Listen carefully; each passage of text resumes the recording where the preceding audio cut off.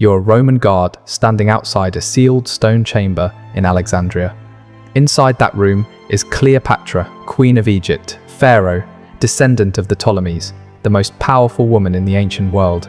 She has been locked inside for 7 days. You hear her sometimes, not crying, not screaming, just movement, soft footsteps on stone, the faint rustle of fabric.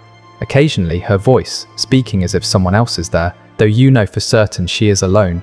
Before we go any further, there's something you need to understand about Cleopatra's death. Everything you think you know about it is wrong. The romantic story of the asp hidden in a basket of figs is likely fiction. The image of Cleopatra dying peacefully in her royal bed, surrounded by loyal handmaidens, is almost certainly fiction. What actually happened inside those sealed chambers between August 1st and August 12th 30 before Christ was something far more deliberate, far more calculated, and far more revealing about how Rome destroyed its enemies. This is not a story about suicide. It is a story about a systematic psychological operation designed to break the last pharaoh of Egypt before allowing her to die. The real question isn't how Cleopatra died. It's why Octavian needed her to die in a very specific way, and why he needed 10 days to make it happen. If understanding how power operates at its most controlled and calculated matters to you, consider subscribing. This channel exists to expose the mechanisms of domination that shaped ancient civilizations in ways romantic history prefers to ignore.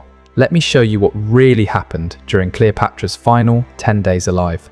The destruction began on August 1st 30 before Christ, inside the tomb Cleopatra had built for herself. Mark Antony was dying. He had fallen on his own sword after being falsely told that Cleopatra was already dead, except she wasn't. She had barricaded herself inside her tomb with her 2 most loyal handmaidens and as much treasure as she could carry. The tomb stood near the Temple of Isis, a solid stone structure, 2 stories high. Massive wooden doors, no easy access points, built like a fortress, because Cleopatra understood that in death she would need the same protection she demanded in life. Antony was bleeding out at the base of the tomb. His men begged Cleopatra to open the doors. She refused. She couldn't risk it. Octavian's soldiers were minutes away.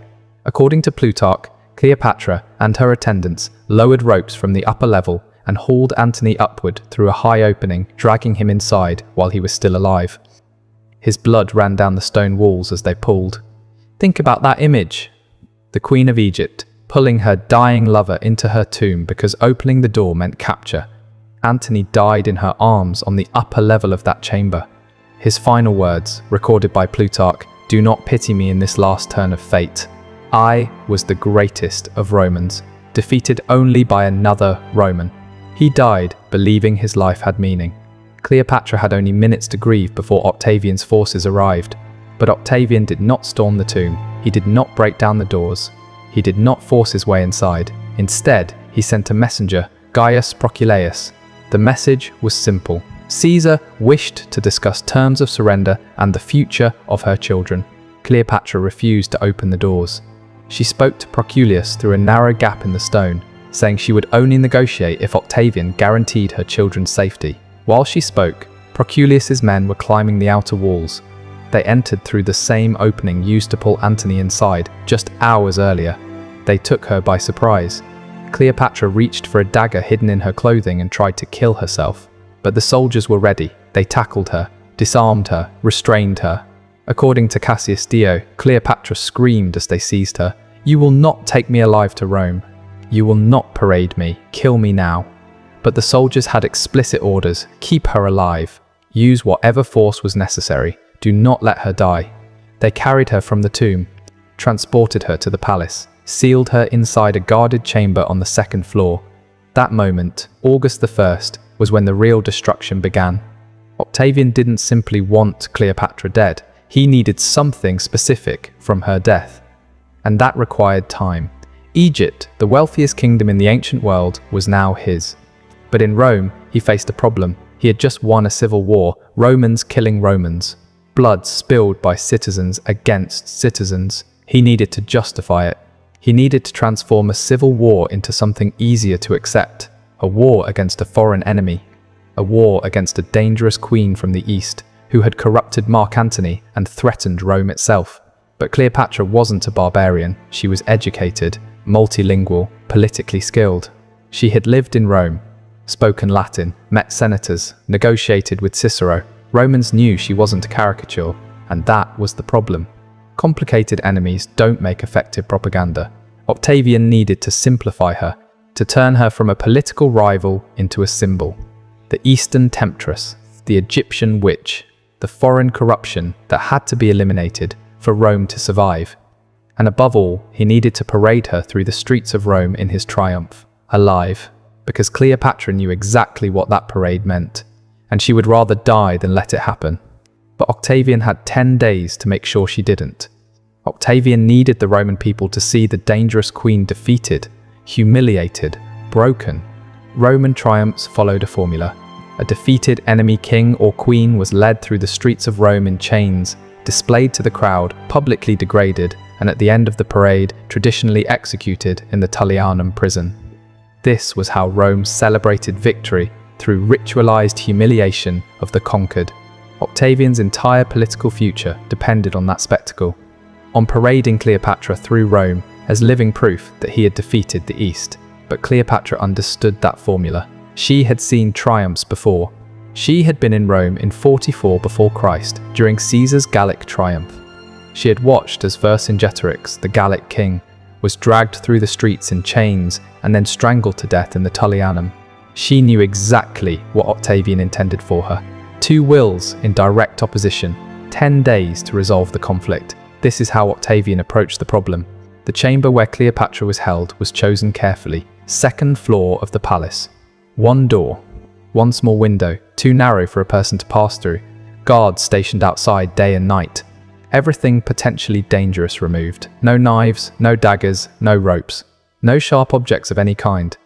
According to Plutarch, they even searched her clothing and hair every single day, checked for hidden weapons, checked for poison, checked for anything she might use to kill herself. Cleopatra was stripped of everything except basic clothing and placed alone in an empty stone room. But Octavian's strategy went beyond confinement. He didn't just need to prevent her from dying. He needed to break her desire to die. Think about the psychology. Cleopatra wanted death because death meant dignity. Death meant control. Death meant Octavian could never parade her through Rome, so Octavian had to reverse that instinct. He had to make her want to live. And to do that, he used the one thing she could not surrender: her children. Cleopatra had 4 children. Caesarion, her son with Julius Caesar, was 17. The younger 3 twins, Alexander Helios and Cleopatra Selene, both 10, and the youngest, Ptolemy, just 6, were Mark Antony's. Octavian's men separated them from their mother immediately, moved them to different parts of the palace, kept them under guard. On August 2nd, the day after Cleopatra's capture, Octavian sent another messenger.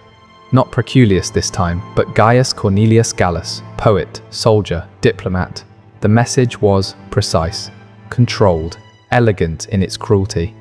Caesar wishes you to know that your children are being well cared for. Their future depends entirely on your cooperation. Should anything happen to you, Caesar cannot guarantee their safety. Caesarion, in particular, is in a very delicate position. Cleopatra understood immediately. Caesarion was Julius Caesar's biological son. That alone made him a threat to Octavian, whose authority rested on being Caesar's adopted heir. If Cleopatra died, Caesarion would be unprotected. He would be killed. But if Cleopatra lived, if she cooperated, if she submitted, if she allowed herself to be used, then maybe Caesarion would survive. Maybe all of her children would. This was the trap. Octavian gave Cleopatra a reason to live that directly contradicted her reason to die. Her dignity demanded death. Her children demanded survival. For the next 10 days, Cleopatra existed inside that impossible choice, the space between dignity and motherhood. On August 3rd, the pressure escalated. Octavian sent architects to her chamber. They arrived with measuring rods, marked ropes, wax tablets for notes. They measured her height, her approximate weight, the dimensions of her body. According to Plutarch, based on testimony from one of Cleopatra's surviving handmaidens, the queen asked what they were doing. Preparing for Caesar's triumph, one of the architects replied. The display must be properly constructed to accommodate you. Think about the impact of that moment. They were measuring her like an object, like furniture, like a figure to be built into a structure. They weren't just collecting measurements, they were delivering a message. This is happening. You are going to Rome. We are building the cage now. And they returned the next day, August 4th, then August 5th, then August 6th. Each day, more measurements, more questions. What clothing would she wear? What jewelry would Roman audiences recognize? Whether she would be in chains or simply restrained. They discussed it in front of her, debated details, the presentation, the visual effect. They spoke about her humiliation as if it were an artistic project. This was not planning. This was conditioning. Every day the architects returned, death became more appealing. But every day, Octavian balanced that pull with another message. Reports about her children. Caesarion asked after you today. He's worried. He needs his mother. Pull her toward death with the horror of the triumph. Pull her back toward life with fear for her children, and trap her between the two. Cleopatra was alone in that chamber. Her two handmaidens, who had been with her in the tomb, Iraz and Charmian, were kept in separate rooms. She could hear them sometimes, their voices carrying faintly through the stone, but she was not allowed to speak to them. No one to talk to, no one to plan with, no one to share the weight of the impossible choice she was being forced to make. According to Cassius Dio, Cleopatra repeatedly asked to see her children and was refused every time. Not until Caesar is certain of your cooperation. But she could hear them. The palace walls were stone, and sound travelled easily. Sometimes she heard the younger children playing, laughter drifting through the narrow window, too small for anyone to climb through. Think about that torture, hearing your children nearby, knowing they're close enough to hear, but not close enough to touch, not knowing whether the sounds are real or staged, not knowing if they are safe or if the sounds are part of the manipulation. Modern psychology would call this learned helplessness. Strip someone of agency, remove their choices. Make them dependent on their captor for even the most basic information about the people they love. Octavian was executing that process with precision. By August 7th, according to Plutarch, Cleopatra stopped eating. When guards brought food, she refused it. She sat in the chamber, silent, staring at the stone walls. The guards reported this immediately. Octavian's response was not to force her to eat. It was to bring Caesarion. For the first time in 6 days,